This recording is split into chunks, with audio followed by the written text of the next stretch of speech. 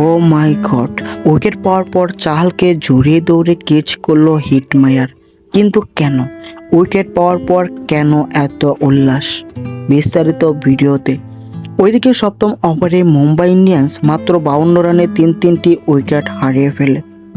এরপর অষ্টম ওভার বল করতে আসেন চাহাল এবং চাহাল তার প্রথম ওভারেই এসে মোহাম্মদ নাবিকে আউট করে চতুর্থ উইকেটের পতন ঘটান আর মেতে ওঠেন এক অন্যরকম উল্লাসে, করেন অন্যরকম সেলিব্রেশন তো করবেই, কেননা এই প্রথম কোনো বোলার আইপিএল ইতিহাসে 200তম উইকেট শিকার করলেন, যা আগে কখনো কোনো বোলার করতে পারেননি।